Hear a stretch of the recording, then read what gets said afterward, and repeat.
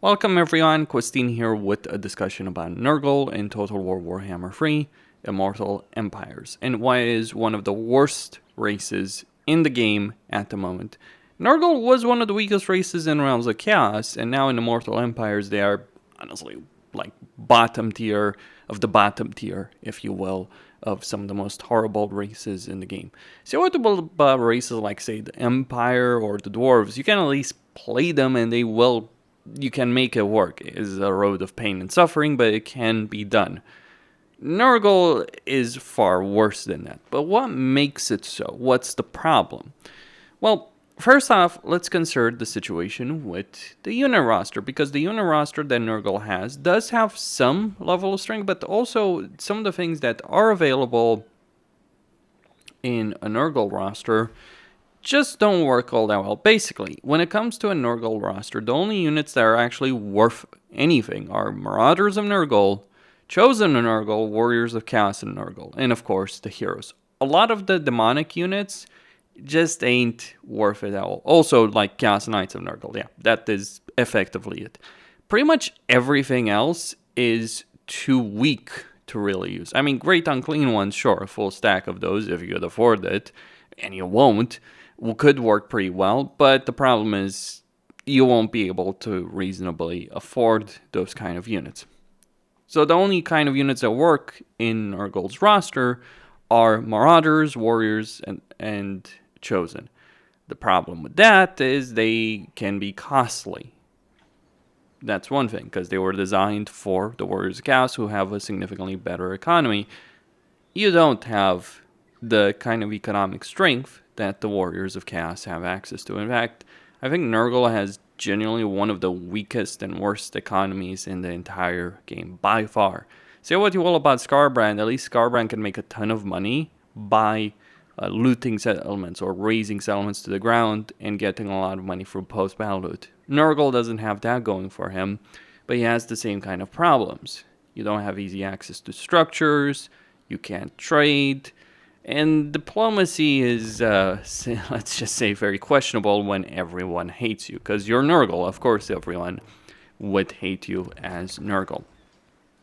Now, when it comes to unit recruitment, an additional issue is the way you recruit units. You don't just build a structure to recruit units as Nurgle. Instead, what happens is you have a cycle on structures. And this cycle will eventually add a unit to the unit pool, and then you can use that unit pool to recruit a bunch of units. Now, it might seem decent enough initially, but in reality, it ends up being an incredibly limiting situation in your campaign with regards to unit recruitment. So you end up having very limited armies as a result of that. Also, the units you recruit will not be recruited at full health, which is an additional problem that you will have to be dealing with in a Nurgle campaign. Like, a lot of people tend to focus on the fact that he starts next to Helmengorst, and Helmengorst can hard counter Nurgle. That's one thing, but the problems in Nurgle go way, way, way beyond the issues of Helmengorst and Greases. I have defeated Gorst and Emmerich in campaigns as Nurgle, and then, once you move past those early problems, which are fairly significant ones, I might add, once you survive those, you realize just how awful this race really, really is to play. An additional problem that exists with Nurgle, okay, so you can build structures and get the cycle of units. You will have far more limited units than anyone else, because the way this works is every 4 turns or so, you will get one of these units. So for instance, you'll start at the Seedling, which will give you a unit of Forsaken and a unit of Marauders. Then you'll move on to Marauders and Forsaken, all that. So it takes 4 turns. This is basically what this means. It takes 4 turns to add units to the pool. Now, this can be powerful, of course, if you add a significant number of units to the pool, though keep in mind even that is limited. There is a unit cap of how many units you can have in this pool of units, like free Chaos Knights of Nurgle and that. So it's not like you can just recruit a significant army of very powerful units instantly, even if you add them to the pool. But it is going to take an enormous time in your campaign to get to that point. So unit recruitment is very, very slow in a Nurgle campaign. Lore choices are decent enough, but and so are hero choices, but kind of like, limited selection, Cast Sorcerer Lord, which requires Champions of Cast, if I'm not mistaken, and the Herald of Nurgle, which obviously can become a demon, a greater demon. Now, if it was just unit recruitment, that might be one thing, but it gets worse. The Nurgle economy, well, there isn't really much of an economy. The Nurgle economy also has buildings that rotate. So this means that Nurgle has the only economy in the entire game from buildings that isn't reliable. Because you will go from 50 to 100 to 150 to 300. And same with other buildings, right? The military recruitment buildings. You go all the way from 50 to 500 and rinse repeat. So your economy is not a stable economy. So you can genuinely go bankrupt, you can be making a surplus one turn and then go into bankruptcy another turn. Now, Nurgle is supposed to have the plagues, but the problem is the plagues themselves, some of them are decent, but many of those plagues just aren't really that great. Now you might think, oh, income from sacking and looting settlements 100% is very powerful. It is in isolation, but it's not really powerful considering all the other problems Nurgle has. The units themselves can be very expensive to recruit. We're not talking cheap units. Like when a unit of Chaos Furies is 1,000 gold to recruit in a campaign, then you've got some major issues to deal with in the campaign. Like we're talking here like bottom tier units with things like Chaos Warhounds and Chaos Furies. So your armies, which can be decent, some units like Marauders and Warriors of Chaos can be pretty good, but your armies are incredibly expensive in terms of recruitment. It doesn't end there. In fact, it's about to just get much worse. Now, one of the benefits that Nurgle has is that resource buildings can give you a significant amount of hero capacity, and that is certainly a way to play Nurgle. Rely on the hero stacks. It can work and be incredibly powerful, but that's nothing special. There's quite a few races in the game which can make hero stacks of pretty powerful heroes to dominate campaign map. Just a couple of examples I can give you. For instance, you can think of the Greenskins, you can think of the Dark Elves. Those are races that can spam heroes to an incredible level, but they can also have real armies behind those heroes. So while resource buildings are one of the cheaper ways of making it work, keep in mind you will need to get provincial capital buildings to a higher level in order to recruit those heroes. But yeah, certainly the power with hero spamming is there for Nurgle. Not the army, not the economy, but hero spamming. Then, the biggest problems with Nurgle, not beyond just like the unit recruitment costs, is the structures themselves. So these structures have a cycle. This cycle will start tier 1, tier 2, all that. The problem is you're paying the upfront cost of the highest tier of a building from the very beginning when you build it. So a basic military building is 5,000 gold. You don't have to pay anything beyond that, but if you just want to get, things like plague bearers, Jesus, we're paying 5,000 for the luxury of recruiting plague bearers. That's disgusting in itself to think about. Okay, it's better if you're looking to recruit Chaos Warriors, but still a pretty pathetic state of affairs because plague bearers are not great units. And yes, eventually you will start getting, more and more powerful units as the cycle goes on. Though keep in mind you do need to get a certain settlement level in order to get the highest tier of these units. But still, 5,000 for basic military buildings. For the advanced military buildings, it's 10,000. Imagine spending 10,000 and only getting for 8 turns Chaos Furies. Jeez, that is very painful to think about. And it requires a tier 4 settlement to actually... you can get Chaos Knights of Nurgle at tier 3, but still, problems. Very many issues with respect to this. And a lot of these things just aren't worth it. You look at... you spend a lot of money and much of what you're actually going to get is pure trash. Now, this creates, believe it or not, an additional issue for Nurgle. See, one of the problems that Nurgle has that makes this far worse, not only are your structures from the very beginning the most expensive structures in the game, flat out, you have a horrible economy, one of the worst in the game, flat out. You do have good casualty replenishment, but you don't necessarily have a powerful army. Your magic is workable, but not really that great. It's like the good things of Nurgle are just kind of mediocre, except like battle healing. Like, there's some powerful battle effects, I'll granted that, and the hero spamming, which is honestly pretty good. But still, there's problems. But the biggest issue, believe it or not, with Nurgle is not anything I've mentioned. The issue is what happens when you take over a settlement as Nurgle.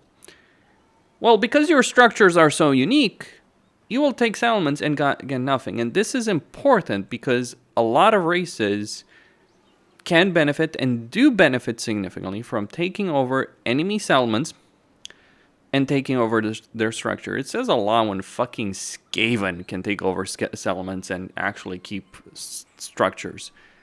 Just gonna point out that this is a problem, a far bigger issue, because you can't just take over settlement and get like a barracks from them, for instance, or an economic building. That will not work for Nurgle because you have the most unique buildings.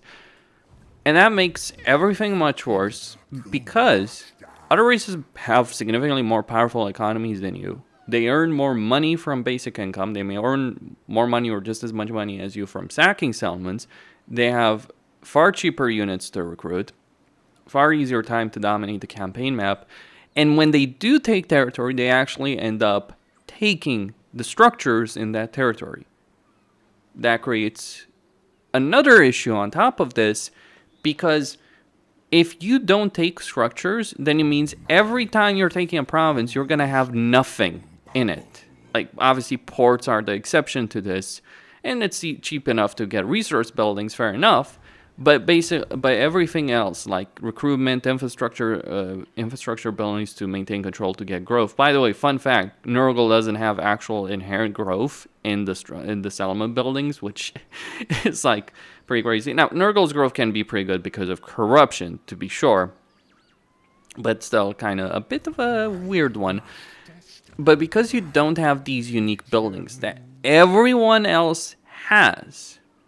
Like, because you have these unique buildings that no one else has, rather, then what it means is when you're taking any settlement of any race, you're going to have nothing. And this creates the additional issue of diplomacy.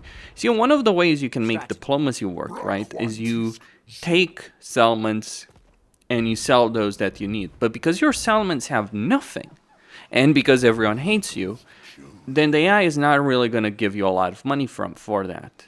Generally speaking, the AI does highly value any kind of military building. So one of the things I personally do when I'm taking over settlements and want to sell it to the AI and get money in return to fuel my campaign is I'll build a tier 1 barracks or maybe a tier 2 military or an advanced military building, right?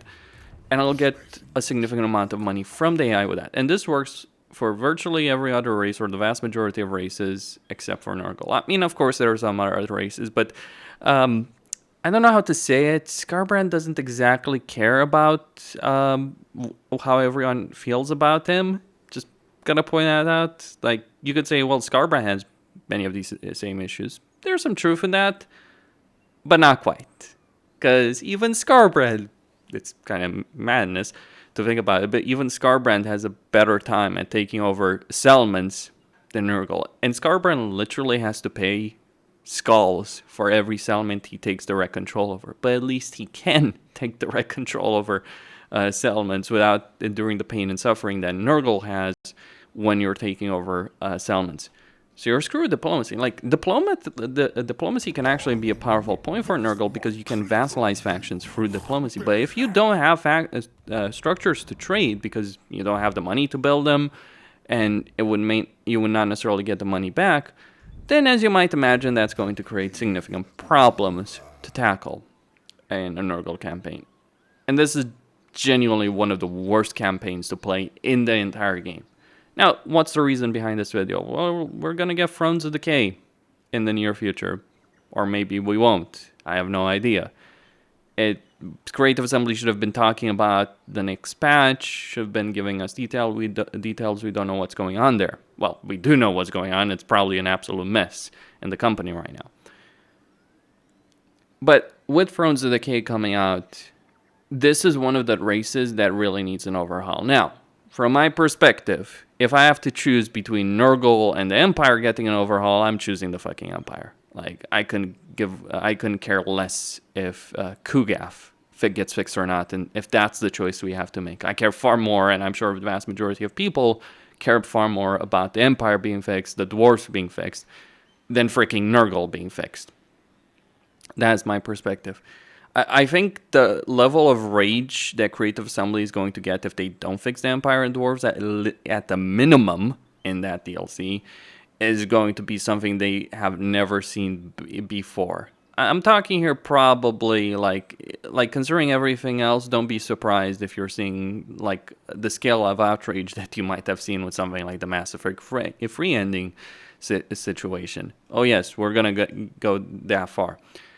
But that doesn't mean that Nurgle should be ignored. No, I think Nurgle genuinely needs some fixes. I think it's been one of the worst races to play in the entire game since the launch. The only race that's genuinely worse than Nurgle is the Demon Prince. And I think the majority of the community is fine ignoring Daniel even fucking exists in the context of the game universe. Just the meme that he was. That's where I stand on that. Questin here, signing out. Don't forget to subscribe, like, and enable notifications. And stay tuned for more, and look, hopefully things will improve. It will be improved. I don't make these videos just, for the hell of it. I make these videos because I do want to highlight these issues, and I would like these issues to be fixed. That's one of the things. You can like something, but you want to see it improved. Or if there's a problem to something you like, to a product you like a game you like, and I do like Warhammer 3, you do want it improved. That's where I stand. Stay tuned for more.